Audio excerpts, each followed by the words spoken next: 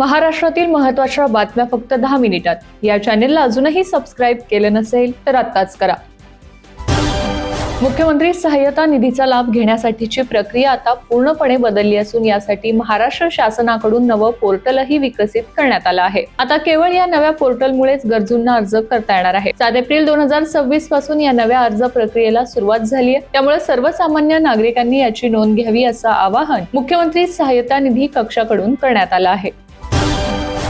बारामती आणि राहुरी निवडणुकीची धामधूम सुरू असतानाच महाराष्ट्राच्या राजकारणात खळबळ उडवणारी बातमी समोर आली आहे. यात एकनाथ शिंदेंच्या आमदाराच्या अडचणी वाढल्या आहेत. मुंबई उच्च न्यायालयानं निवडणुकीच्या इतिहासात पहिल्यांदाच एका मतदारसंघाच्या निवडणुकीचे ईव्हीएम तपासण्याचे आदेश दिले आहेत. एकनाथ शिंदेंच्या शिवसेनेचे उमेदवार दिलीप लांडे यांनी विधानसभेच्या 2024च्या निवडणुकीत मुंबई उपनगरातील चांदिवली मतदारसंघातून निवडणूक लढवली होती. ही निवडणूक त्यांनी काँग्रेसच्या नसीम खान यांच्या विरोधात लढवली होती. या निवडणुकीत शिवसेनेचे उमेदवार लांडे यांनी काँग्रेसचे उमेदवार नसीम खान यांचा पराभव केला होता. याच निकालाविरोधात मुंबई उच्च न्यायालयात खान यांनी याचिका दाखल केली होती. टीईटी संदर्भात एक महत्त्वाचा निर्णय देताना मुंबई उच्च न्यायालयाच्या नागपूर खंडपीठाने अल्पसंख्याक शैक्षणिक संस्थांमध्ये काम करणाऱ्या शिक्षकांना मोठा दिलासा दिला आहे. न्यायालयाने स्पष्ट केलं आहे की सध्या तरी या संस्थातील शिक्षकांसाठी शिक्षक पात्रता परीक्षा अनिवार्य मानता येणार नाही. न्यायालयाने आपल्या निरीक्षणात नमूद केले आहे की राज्य शासनाने पूर्वी काढलेल्या सूचनांनुसार अल्पसंख्याक संस्थातील शिक्षकांसाठी टीईटीची अट तात्पुरती शिथिल करण्यात आली आहे. मुंबईकरांचा श्वास असलेल्या लोकल सेवेत आमूलाग्र बदल होणार आहेत. या बदलामुळे प्रवाशांचा प्रवास आणखी आरामदायी होणार आहे. लोकलच्या ताफ्यात लवकरच देशातील पहिली नॉन एसी ऑटोमॅटिक दरवाजांची लोकल ट्रेन येणार आहे. येत्या 2 दिवसात ही लोकल ताफ्यात उपलब्ध होण्याची शक्यता आहे. गेल्या वर्षभरात मुंबई लोकल मधून पडून अनेकांनी जीव गमावल्याच्या घटना कानावर आल्या. या घटना दुर्दैवी असून प्रवाशांचा निष्काळजीपणा दर्शवते. मात्र आता या घटना रोखण्यासाठी रेल्वेने मोठे पाऊल उचलले आहे. प्रवाशांचा लटकून प्रवास करणं यामुळे कायमचं बंद होणार आहे. पुणेकरांसाठी आणि विशेषतः आयटी क्षेत्रात काम करणाऱ्यांसाठी एक आनंदाची बातमी आहे. गेल्या अनेक दिवसांपासून ज्या क्षणाची प्रतीक्षा लागून राहिली होती त्या प्रवासाचा मार्ग आता मोकळा होताना दिसत आहे. हिंजवडी ते शिवाजीनगर या मेट्रो लाईन 3 प्रकल्पाने आता वेग घेतला असून पुढील महिन्यात या मार्गावरील एकूण 12 स्थानके प्रवाशांसाठी खुली केली जाणार आहेत. आगामी बारामती विधानसभा पोटनिवडणुकीच्या पार्श्वभूमीवर खासदार सुप्रिया सुळे यांनी सूचक विधान केलं आहे. मी बारामतीला मतदार म्हणून जाणार आहे, मात्र अजितदादांच्या पक्षाने विचारलं तर मी प्रचाराला जाईल असे स्पष्ट मत त्यांनी व्यक्त केलं आहे.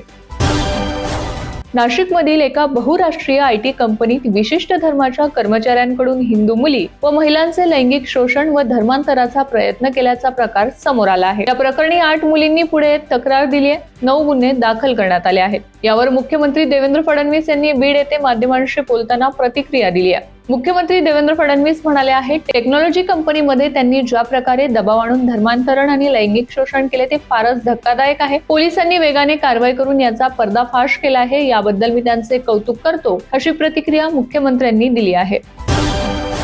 अलाहाबाद उच्च न्यायालयाचे न्यायमूर्ती यशवंत वर्मा यांनी आपला राजीनामा राष्ट्रपतींकडे सादर केला आहे. 14 मार्च 2025 रोजी त्यांच्या निवासस्थानी जाळलेल्या अवस्थेत रोकड सापडल्याच्या कथित प्रकरणामुळे त्यांची दिल्ली उच्च न्यायालयातून अलाहाबादला बदली करण्यात आली होती. त्यांनी 5 एप्रिल 2025 रोजी शपथ घेतली होती आणि सध्या त्यांच्यावरील आरोपांच्या अंतर्गत चौकशी संदर्भात त्यांच्यावर खटला सुरू आहे. अशातच आता त्यांच्या राजीनाम्याने अनेक चर्चांना उधाण आलंय.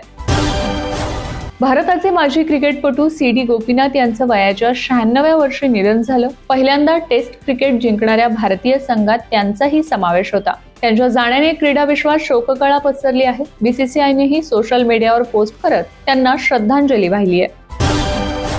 सरकारी कर्मचारी सध्या 8व्या वेतन आयोगाची आतुरतेने वाट पाहत आहेत. 8व्या वेतन आयोगात पगारवाढ कधी मिळणार असा प्रश्न विचारला जातोय. दरम्यान आता कर्मचारी आणि पेन्शन धारकांसाठी 13 एप्रिल हा दिवस महत्त्वाचा ठरू शकतो. या दिवशी एक महत्त्वाची बैठक होणार आहे. सरकारी कर्मचाऱ्यांसाठी ही बैठक खूप महत्त्वाची मानली जाते. यामध्ये कर्मचाऱ्यांचे पगार, निवृत्ती वेतन, सेवा अटींबाबत अनेक मुद्दे आयोगासमोर मांडले जातील. मुंबईची लाईफलाईन असलेल्या लोकल नंतर आता मुंबईकरांची पसंती मेट्रो 3 मार्गिकेला मिळत आहे. जर तुम्हीही या मेट्रोने प्रवास करण्याचा विचार करत असाल तर तुमच्यासाठी एक महत्त्वाची आणि आनंदाची बातमी आहे. मेट्रो प्रशासनाने शाळा महाविद्यालयांच्या विद्यार्थ्यांसाठी मोठा निर्णय घेतलाय. आता 12वी पर्यंतच्या विद्यार्थ्यांना मेट्रो प्रवासावर तब्बल 25% सवलत मिळणार आहे. तसेच पर्यटकांसाठी देखील विशिष्ट सवलत देण्यात आली आहे. श्री अमरनाथ तीर्थक्षेत्र मंडळाच्या माहितीनुसार अमरनाथ यात्रेसाठी नोंदणी 15 एप्रिल पासून सुरू होणार आहे. देशभरातील निवडक बँक शाखांमधून तसेच अधिकृत वेबसाईटवरून नोंदणी करता येणार आहे. यासाठी आधार आधारित ई-केवायसी अनिवार्य असेल. तसेच आरोग्य प्रमाणपत्र आणि शुल्क आवश्यक असणार आहे. यात्रेसाठी प्रथम येणाऱ्यास प्रथम प्राधान्य तत्व लागू करण्यात येणार आहे. बारामती विधानसभेच्या पोटनिवडणुकीत सुनेत्रा पवार यांच्या विरोधात तब्बल 23 अपक्ष उमेदवार रिंगणात उतरल्याने लढत चुरशीची बनली आहे. बारामती विधानसभेच्या पोटनिवडणुकीत सुनेत्रा पवार यांच्या विरोधात तब्बल 23 अपक्ष उमेदवार रिंगणात उतरल्याने लढत चुरशीची बनत चालली आहे. पवार कुटुंबियांचा बालेकिल्ला मानल्या जाणाऱ्या बारामतीत प्रथमच एवढ्या मोठ्या संख्येने अपक्ष उमेदवार मैदानात उतरल्याने ही निवडणूक प्रतिष्ठेची ठरत असून स्थानिक नाराजी आणि बदलत्या राजकीय समीकरणांची ही कसोटी मानली जात आहे. अशोक खरात प्रकरणात एकापाठोपाठ नवीन खुलासे समोर येत आहेत. शेकडो महिलांचं लैंगिक शोषण करणारा खरात सध्या पोलीस कोठडीत आहे. त्याच्यावर आतापर्यंत 12 गुन्हे दाखल झाले आहेत. त्यात 7 महिन्यांच्या गरोदर महिलेवरही लैंगिक अत्याचार केल्याचं उघड झालंय. नराधम अशोक खरातने कोट्यावधीची माया देखील कमवल्याचं उघड झालंय. त्यामुळे आता पोलिसांकडून खरातच्या संबंधितांनाही नोटीस बजावण्यात सुरुवात झाली आहे. शिर्डी पोलिसांनी आता रुपाली चाकणकर यांच्या बहीण प्रतिभा यांनाही नोटीस धाडली आहे.